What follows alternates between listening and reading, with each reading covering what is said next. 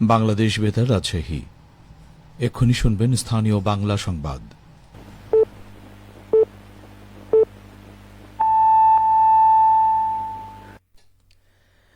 আসসালামু আলাইকুম। সন্ধে ৭টা। বাংলাদেশ বেতার রাজশাহী।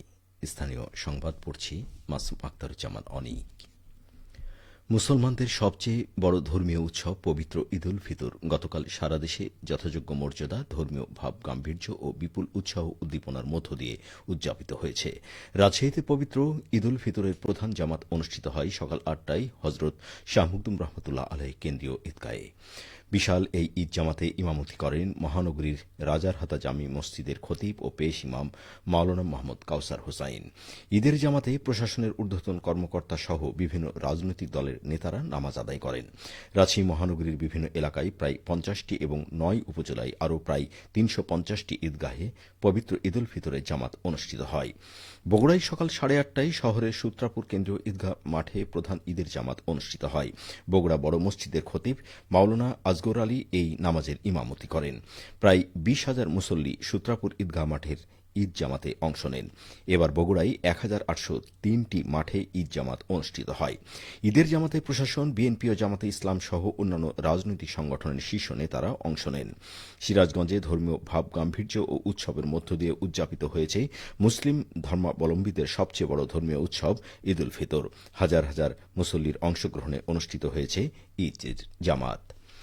সকাল ৮টায় সিরাজগঞ্জ জেলা সদরের কেন্দ্রীয় খান সাহেবের ঈদগাহ মাঠ ঈদ জামাতের নামাজের প্রথম জামাত অনুষ্ঠিত হয়।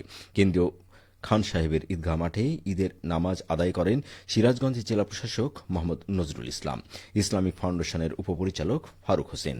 নাটোরের শান্তিপূর্ণ পরিবেশে সকল ঈদগাহে পবিত্র ঈদ উল ফিতরের নামাজ অনুষ্ঠিত হয়েছে। গতকাল সকাল ৭টায় কেন্দ্রীয় ঈদগাহ ময়দানের শহরের ঈদের প্রধান জামাত অনুষ্ঠিত হয়। ঈদ নামাজে ইমামতি করেন আলাইপুর মার্কাজ মসজিদের খতিব মাওলানা মফিজুর রহমান। নওগাঁয় ধর্মীয় ভাব গাম্ভীর্যের মধ্য দিয়ে পবিত্র ঈদ উল ফিতর উদযাপন করা হয়েছে।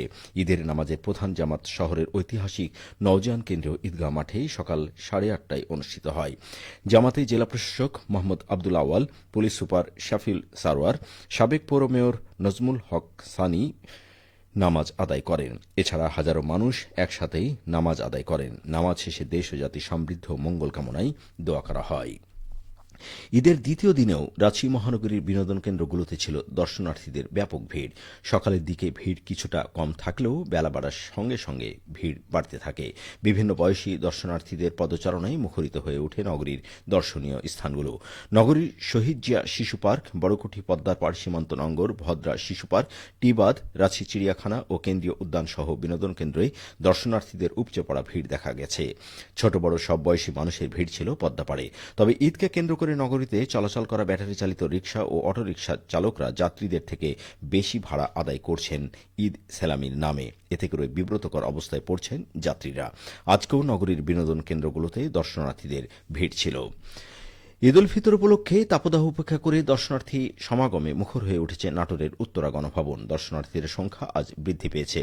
আজ ঈদের দ্বিতীয় দিন ৬,০০০ দর্শনার্থী উত্তরা গণভবনে প্রবেশ করেন। গতকাল ঈদের দিনে ৫,০০০ দর্শনার্থী গণভবন পরিদর্শন করেন। এছাড়া শহরের রানী ভবানী রাজবাড়ী, ডিসি পার্ক, নাটোর জেলা স্টেডিয়াম পার্ক সহ অন্যান্য দর্শনীয় স্থানে গতকাল এবং আজ প্রচুর দর্শনার্থীর আগমন ঘটে। নাটোরের ভারপ্রাপ্ত পুলিশ সুপার মোহাম্মদ একরামুল হক বলেন, উত্তরা গণভবন সহ জেলার অন্যান্য দর্শনীয় স্থানগুলোতে ট্রাফিকিং সহ নিরাপত্তা ব্যবস্থা জোরদার করা হয়েছে। নাটোরের জেলা প্রশাসক ও গণভবন ব্যবস্থাপনা কমিটির সভাপতি আসমা শাহিন বলেন, দর্শনার্থীদের সুবিধা নিশ্চিত করতে সব ধরনের কার্যকর পদক্ষেপ গ্রহণ করা হয়েছে। বাংলাদেশ জামাতে ইসলামীর কেন্দ্রীয় সহকারী সেক্রেটারি জেনারেল মাওলানা রফিকুল ইসলাম খান বলেছেন, জুলাই আগস্ট আন্দোলন সহ ফ্যাসিস্ট শেখ হাসিনার শাসনামলের সংগঠিত গণহত্যার বিচার নিশ্চিত করতে হবে। পলাতক হত্যাকারীদের ফিরিয়ে এনে বিচারের কাঠগড়ায় দাঁড় করানোর পাশাপাশি এ সকল কাজে সহায়তাকারীদেরও খুঁজে বের করতে হবে। আজ সকালেই সিরাজগঞ্জের শাহজাদপুর উপজেলা জামাতের ঈদ পুনর্মিলনী অনুষ্ঠানের প্রধান অতিথির বক্তব্যে তিনি একথা বলেন। উপজেলার পোর্টচানাই জারিফ অ্যান্ড সাকিব চিলড্রেন পার্কে উপজেলা জামাতের আমির অধ্যাপক মাওলানা মিজানুর রহমানের সভাপতিত্বে আরও বক্তব্য রাখেন উপজেলা জামাতের নায়েবে আমির মাওলানা নিজামুদ্দিন, উপজেলা জামাতের সেক্রেটারি মাস্টার আব্দুল মালেক, পৌর জামাতের আমির মাওলানা আমিনুল ইসলাম। সবশেষে আবহাওয়া। আজ রাজশাহীতে সর্বোচ্চ তাপমাত্রা ছিল ৩৮ ডিগ্রি এবং সর্বনিম্ন ২৪.৪ ডিগ্রি সেলসিয়াস।